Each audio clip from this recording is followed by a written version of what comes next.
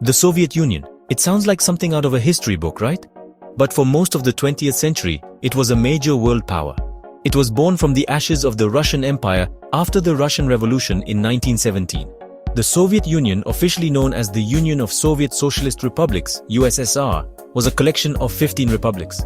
Think of it like a giant country made up of smaller states. The Soviet Union was founded on the principles of communism. This meant that, in theory, everyone was equal and shared the wealth of the nation. The Soviet Union played a major role in World War II, helping to defeat Nazi Germany.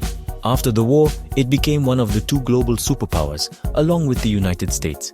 This period was marked by tension and competition, known as the Cold War. By the 1980s, the Soviet Union was facing serious problems. Its economy had become stagnant. There were shortages of basic goods, and people were frustrated with the lack of freedom. The Soviet Union was also bogged down in a costly war in Afghanistan, which drained its resources and morale.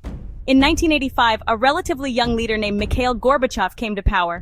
Gorbachev knew that the Soviet Union needed to change. He introduced two major reforms: glasnost, openness, and perestroika, restructuring.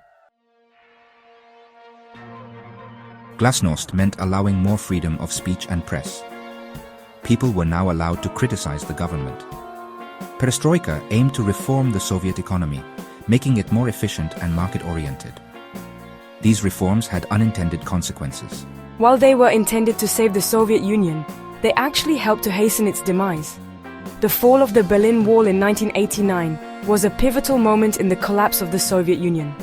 The Berlin Wall was a powerful symbol of the Iron Curtain, the ideological barrier that separated the Soviet bloc from the West. Its fall signaled that the Soviet grip on Eastern Europe was weakening. Inspired by events in Berlin, independence movements began to gain momentum in the Soviet republics. Nationalist sentiments were rising fast in republics like Lithuania, Latvia, Estonia, and Ukraine. People were starting to demand more autonomy and, in some cases, complete independence from Moscow. Yeah, and then in August of 1991, a group of hardline communists who were really unhappy with Gorbachev's reforms, they staged a coup.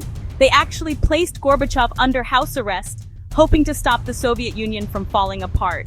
But the coup didn't work. It failed, largely because of the resistance led by Russian President Boris Yeltsin. Yeltsin, who used to be an ally of Gorbachev but had become a vocal critic, stood up to the coup leaders and rallied the people against them. The failed coup, well, it turned out to be the final nail in the coffin for the Soviet Union. With Gorbachev seriously weakened and the republics pushing harder for independence, the once mighty superpower began to crumble. On December 25, 1991, Gorbachev resigned as president of the Soviet Union. And then, just one day later, on December 26th, the Soviet Union was formally dissolved. The 15 republics became independent nations. The Cold War was over, and a new world order was beginning to take shape.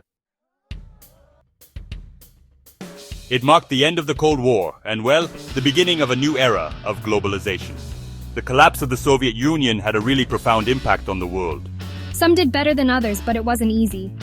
Yeah, and the former Soviet republics faced some tough times transitioning to democracy and capitalism. Russia under Boris Yeltsin and later Vladimir Putin emerged as the most powerful of the former Soviet states. It was a time of both huge achievements and some really terrible tragedies. The legacy of the Soviet Union is honestly super complex and still debated today. Understanding the Soviet Union's rise and fall, it helps us, make sense of the world we live in now.